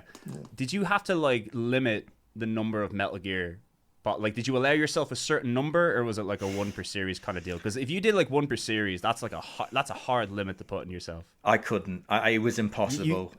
I wouldn't do it either. I'd be like, there's an exception for 1 series and 1 series only. Yeah. I mean, the thing is, like, it was 51 bosses, and I was going through Metal Gear and I was replaying them all, and I just thought, I can't like include 10. Like, I just can't do that. I have 50 years of bosses, and so I cut it down, and it got to the point where I included a few from Metal Gear Solid 1. I omitted 2 because the amount of bosses from 3 and the end boss from 4 that you've just talked about has to come in. Because I remember, like, when I bought a PS3 for the only reason so I could play Metal Gear Solid 4, because it was the crescendo of, like, the games that I'd played before in the series. Because I remember playing Metal Gear Solid 1 as a demo, you know, the lone demo disc back in the day. And then when I get to that act of where Snake's spoilers, but Snake's dreaming in Metal Gear Solid 4 about being back at Shadow Moses in a dream with PS1, you know, it's just amazing. And then when he wakes up, that Snake PS1 face is there, and he's like, I've had that dream again. Amazing. And you think that's it? And it's not. And like you say, you get to the end, and you've got the life bar that's changed, the music, but there's stances as well. Ocelot's like reflecting liquids or the boss. And like you say, it's like Kojima's like saying, here's a reward for like staying with the series for so long. Like, here you go. And yeah, I had to include it, really, out of everything. Because, like you say, it's an amalgamation of everything that you've done so far in the series. But it's a reward, but also it's almost the definition of nostalgia. Not to be too wanky on that, Sean, but it just feels like it is. No, for real. And it's a weird thing because it's not even that long. It's like 10 years, I think, between Metal Gear Solid 1 and Guns of the Patriots, which is like, think about it. That's like one game would come out in between that nowadays. We had the entire Metal Gear Solid from PS1 to PS4 in the space of 10 years. And I think back then, like, you don't appreciate how short a time period that is, but that felt like forever. Yeah. And even then, like, it's like, you know, you could have like the wanky wave. It's like, oh, I grew up with the game. I was a kid with it. And I remember because that came out when I had finished up at school. That was just before I went to college when I played Guns of the Patriots. And it was literally, I remember my mom was like, if you finish your exams, I'll get you this as a gift, you know? So I had a lot of fun. I was like, oh, I'm free. I get to play this game. It's going to be fantastic. And even just for like, at that time, it was unusual to have that kind of narrative, like just this long in-depth experience of video game form, especially one that went from game to game to game to game, you know? Like, there are still games that do that nowadays. There's a very long role-playing game series called Tales of the Sky. I can't even remember the name of it, but it's a Falcom one. And it's about, God, like 20 games long, all with an interconnected story and world, and it's like it's incredibly impenetrable to get into. But if you want to invest your time into something like that, if you have the time to do that, if you want to play 20 games, which from what I know are all very good, like it probably creates the single most cohesive, impactful, storied JRPG experience you could probably find out there. But it's just not many people are going to get to experience that fully. At least with Metal Gear, it was so popular. I feel a lot of people really got their taste of like, wow, here's this, someone who's really thinking about the way they want to make games, something who's thinking about the story they want connected to it. And, it has its flaws, definitely. But I'd experienced nothing like that. And I don't think I've had a boss that's been as impactful or felt like just, a perfect end to something than that. Beyond Metal Gear 5 then appearing a bit later, But it's at the time I was like, wow, this is beautiful. Yeah, I mean, I've been like replaying it like since I did the book, and the main comments that I hear from Metal Gear Solid 4 is the fact that they say about the cutscenes are too long and everything there. And I feel like personally it's like a disservice to the game, because I feel like you get to the gameplay and how you kind of go through the Middle East and you go back to Shadow Moses and Arsenal Gear. And I feel like the gameplay is so good, especially when you're controlling, like, again, spoilers, but you're fighting against the geckos, whereas on the split screen you've got Raiden fighting Vamp, and it's so good. It's amazing. Yeah, you see, it's difficult. I think it was a ballsy choice to make the cutscenes as long as they were, because you would never be able to do that in the past. You'd be crucified for doing that's something that you have to earn your right to be able to do that with your game, because I can only imagine how many people are there in executives, people in Konami who, like, of course Kojima had a fractured relationship for a very long time. The amount of people who could probably push back and like, you can't do that, you can't have cutscenes that are this long, this detailed, this windy, this self-indulgent to an extent. But I really like the bravery in doing that. Like, there were parts like when, like, as someone with a noted short attention span, especially a youngster, I was like, oh, these are a bit too long. But I think it's something that you appreciate as time goes on, because not every game has the freedom to do what Metal Gear Solid 4 did. And nowadays a game will get crucified for not, being like considered like a walking simulator. There's not enough gameplay to it. I at least think this game was like very upfront with like, we have our gameplay bits, because as you said, I found the gameplay in that one really good too. I loved being able to control Snake, and maybe like my issue with it is like I wish there was more bits where I could control Snake, but and the remainder of the characters and every other little aspect that was there. But I never felt like when I put the controller down to watch a scene play out, I never felt like I was bored with it. I felt like everything kind of had a purpose. I felt like it was great getting this much in-depth like character moments with them, even with like Meryl and Johnny and stuff. Like, there was almost a point where I was always happy to hear a character talk about something new or get a new bit of input or towards it, because games are long, and it is one of the special abilities they have where you can tell these really long drawn out stories, like much longer than a movie, could be even longer than a TV series in some case. But that was such a mixture of the two, and I can't really recall that there was a game that was like that, where it's just so much almost like, I mean, actually wait, no, I take that back. Remedy would what was that game they did which was like half TV series, yeah, with Quantum Break. That's it. Yeah. I also quite like that too. I thought that was good as well. I think the hybrid choice of doing it together, but it's just it's a risky thing to do that. I don't think you win any favors by doing that, because like gamers are very much like, oh, I don't want to put down the controller, I don't want to have to think, I don't want to have to listen to people. And Metal Gear is like, everybody likes Metal Gear, so a lot of people who were into those games would be like, maybe not appreciate that aspect of it. But like, Kojima's such a big movie fan, he's such a big reader. He's like, so he's trying to do like, he's seen movies that have done weird and out there things that people think are a bit off-putting, and he's like, oh, I want to do it in my games. I know David Lynch, I know all these other things. I might want to piss off my audience, I might want to do weird things for me, but not many people have the freedom to do that. And I'm glad that while he did do that, and I hope he continues to in the future. Game permitting, of course. Yes. Yeah, definitely. And, time recording, I mean, we're going to be getting like the remake of Snake Eater soon. And there's rumors that the Volume 2 Master Collection is hopefully going to include Metal Gear Solid 4, and I hope so. I hope so. Yeah. I hope so. Yeah, because I mean, the amount they can do with that, like put it to 1080p or 4K, but yeah, just kind of see how it goes. But do that final fight on a PS5 in 4K and just blast that music out. I mean, I'm all for it, Sean.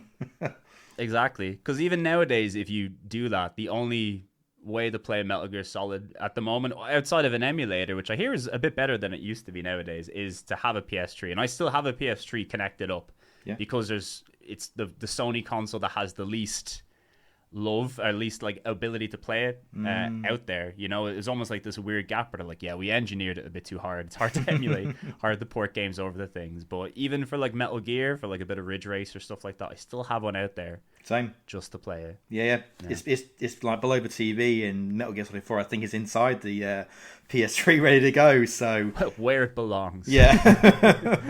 Yeah, 100%. Yeah. But yeah, no, great pick, Sean. No, great pick. So I know we're on a bit of time actually, and I've just seen the time. Oh yeah, sorry about that. No, it's been great. No, it's been really good. One thing I really want to mention that we haven't is the Club PlayStation mixes in your channel. Because like I say in the intro, like I've been listening to so many of them like since, and even like I've been playing it for my dog Jolly, he's been liking him as well. You know, when I have to do some errands, I have to go out, and he's listening to it, and yeah, he's having a good time. That's sweet. Yeah, we love Jolly. We need more Jollies. Yes, definitely. Listen to the thing. You know, I need to tell my cats like dogs like this. Yeah, you know? you gotta get in too. Exactly. Yeah, and I just find them like so great because like you kind of mixed all the tracks in like in one go because it has that seamless transition from one to the next. And again, like you know, they are all PlayStation centric. So kind of my question is like, you know, what kind of like made you like do these mixes to begin with, and what kind of like inspires you to like select certain tracks for these mixes as well? Yeah, great question. It's as I mentioned before, my two loves are games and music. Mm-hmm. So it almost felt like if I could take something from this whole video making process, and then you know filter into another hobby of mine, then it's just a no-brainer really. And luckily, when you're playing a lot of these PlayStation games, naturally you're just going to come across a lot of really great music. And even before then, I had known, you know, just from playing the games in my youth, like even when you're a kid, when you play something like Ape Escape, which has an incredible soundtrack from a Japanese composer called God, I can't get the name of it. I was going to say the one of Persona there. I'll get the name up while I'm looking at that there. But even when you play that game, you can tell like something's a bit different with this music. Something is a bit out there. Oh, Soichi Terada, who was Japanese house producer throughout the years. They basically got like a professional, well-known DJ to be like, oh, why don't you make our game for our PS1? You know, make the music for a PS1 game, and then you have a platformer that just has this ridiculously catchy, like unusual soundtrack that just stands out to people nowadays. I think, as you mentioned, like people have a lot of nostalgia for the PS1 era. I think Ape Escape is a real like, it has everything. It has classic Sony mascot, old school platformer, and then just some of the coolest music you've heard, like good enough to stand outside of the game that it's in. And loads of PlayStation games are like that. You have all the Ridge Racer soundtracks. You have things like Ghost in the Shell, which is a similar story. It was a game that had all these like producers from around the world, Japan, America, and Europe put together. Yeah. And it's just like an incredible album, an incredible piece of music. And I figured, you know, there's so much of this here. Clearly people are interested in this sort of stuff. And I remember once asking, I was like, would people be interested if I just made like a mix of PS1 music? And people are like, yeah, absolutely. I had a friend of mine back in Ireland who did something similar. And I was like, this is a great idea. And purely just because I'm already playing all these games, I'm picking up the tracks, you know. When I play a game, I use like the backing music throughout the video, so I already go through the soundtracks. I know the stuff that I like. And when it comes to choosing, I suppose, what you want to put into a mix, it's all personal taste. You have to hear something and think to yourself, does this sound good? Is this something I would classify as a good song? Do I think this works in the context of a mix? And a lot of that kind of comes down to, you have to trust your own tastes, if that makes sense. Yeah. With music and video games, I feel comfortable in my taste in them because I've spent so much time in them, you know? Like, I don't go out and ask people, oh, do you think this is a good song? Do you think this is a good game to talk about? I just have to trust that I spend enough time with them. This has to be good. And yeah, it was always a fun thing to do. I love listening to the mixes as well. I like having them on the background, and it's purely like I just want to have a way to collect all of this good music I find together, because this stuff isn't really on. You will find some game music on like Spotify and streaming sites, but for the most part, you really have to go either deep into the web for a lot of like tracks. Some aren't even uploaded. There are a few songs that I've had to upload myself, like rip it from a PlayStation game and then put it on the internet.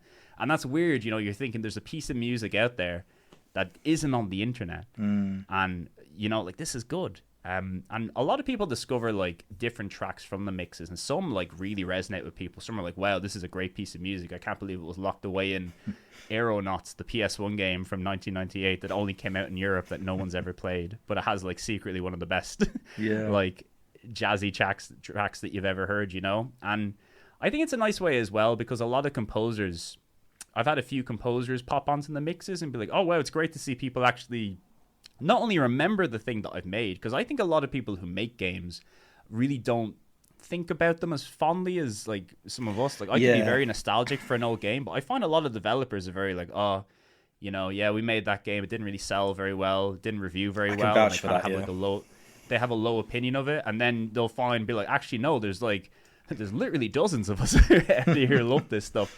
And I think it's always really nice to see composers come back in and be like, oh wow, this is good. This is good music. You should think a bit better about your work when it comes to doing that. And it's just been something that naturally comes with doing the work here on YouTube. You talk about the games, you discover new music. I like write down stuff that I like, tracks that I find, and then I try to. At the moment, a lot of the mixes I do are kind of like, it's like a hype video or like a hype mix for the Capcom one. So I have a Capcom special. It's only from Capcom games. But naturally, I've played all the Capcom games, so I literally have heard all the music. So I can kind of go, oh, here's the tracks that I liked, and then other times it's just, here's a mishmash of stuff that I like that I think fits in well together. But it's mostly been just a way to kind of make personal playlists for myself, and then if other people like them, that's great.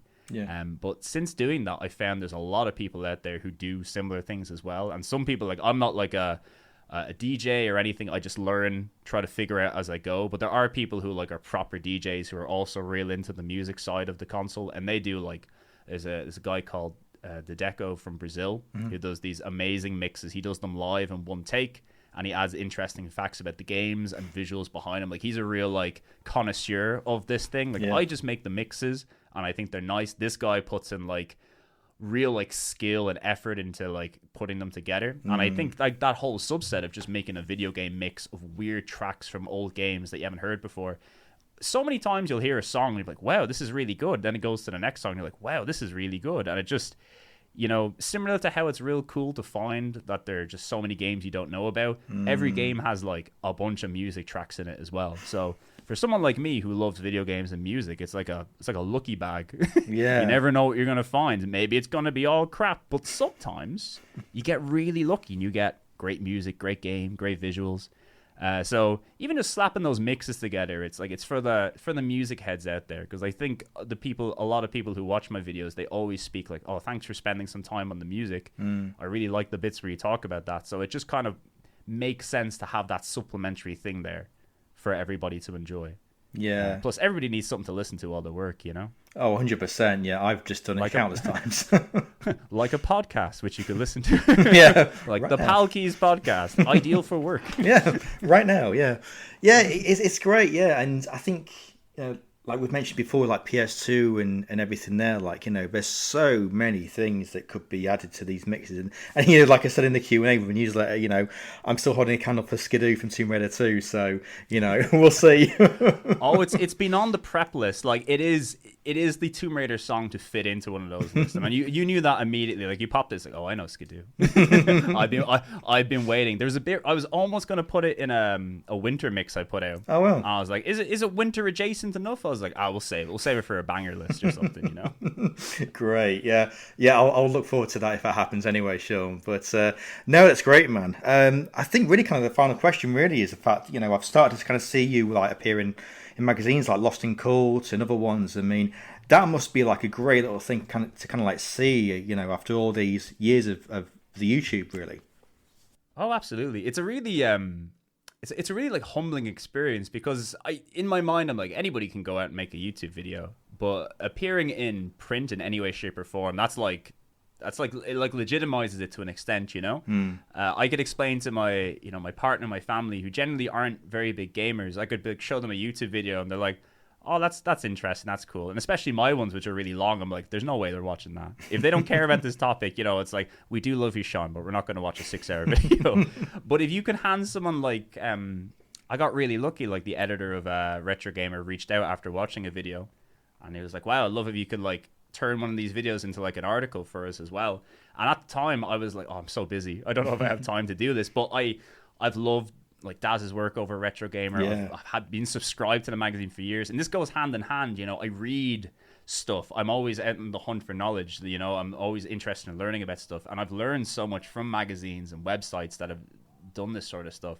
So when I had the ability to write something for Retro Gamer, I was like, "Oh, this is like just a piece of pride." And I found like the difference between something like YouTube and writing for a magazine. The beauty of YouTube is I don't have to filter myself, and as I've said, for better and for worse, I can be as long-winded as I want with something. When it comes to writing for print, you have to be very careful and concise with your word limits and your word counts, and you really want to squeeze in what you want to say and not leave something out. It's difficult. You have to learn to edit yourself. So I have a lot of respect for people who write about games in that way and still manage to make them sound interesting, like get the vibe or point of game across in a very, very limited amount of words.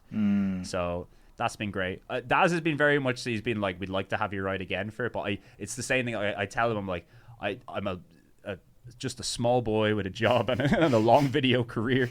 It's hard to like squeeze. Like, this is the thing. If I had like ambitions to be a writer, I'd be like, "Wow, this is amazing." But like my ambition is to, I'm still not sure. Sure. I'm grateful to have these opportunities, but I'm like, God, if I could maybe quit this other job I'm doing, then I'd love to do a bit of writing and a bit of stuff on the side. But it's weird. The Lost and Cult one was really nice as well. Someone reached out to me for an interview for that book. Like, I could have, like, for example, if I seen myself as a writer, which I don't, it's a weird thing. I write a lot, but I don't see myself as a writer. I could apply to like enter a piece into that. But instead, it was just someone reaching out in relation to a piece about Japanese imported and translated games. I also make a lot of videos on translations that are made for games. Like, here's a cool Japanese game that you can now play in English.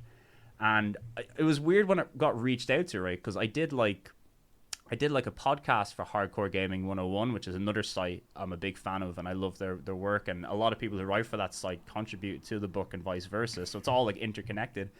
But when I went on the podcast, they introduced me. It's like, "Oh, here's PlayStation 1 expert Sean." I'm like, "Expert?" I'm like, "What the hell? That's weird." And then when I thought about it, I was like, I guess I am like the one weird guy who spent a lot of time researching in. Like, it was just a weird thing when I got to it. I'm like, people are reaching out to me to ask me questions about things. I've been asked to write something for a magazine. I'm like an interview guy. I'm like, I've inadvertently, against my own will and knowledge, become an expert at something. And it's a really, it's a weird and nice experience. You go throughout the years learning so much from what other people have output to that, and I think it's a full circle moment for me where even in a small way I can hold up like a book or something that has my name in it and be like, I'm now able to help give something back to other people. Plus, it also makes my my partner really mad because she has an English degree and she was none too plus to the fact that I got in a book before her. I was like, "Hey, you just gotta have a hyperfixation on a weird old video game console and you'll be okay." You can get there too, don't worry. Amazing. So I'm expecting your partner maybe to have a Game Boy channel of on YouTube soon then. I will have her out there. I've tried to get her in the videos once or twice before, but she's even shyer than I am. I think she's once appeared as like a disembodied voice behind a door, and that's about the best we're going to get. Okay, fair. Right. Yeah, absolutely fair. But no, it's great, man. I mean, it's that old saying, isn't it? Like an overnight success takes years, and I kind of feel like that applies to you, Sean. So I'm just really kind of happy to see like all this success that's kind of coming to you now, and I'm looking forward to kind of even more that's coming your way, really, especially with videos and music. So looking forward to it all, really.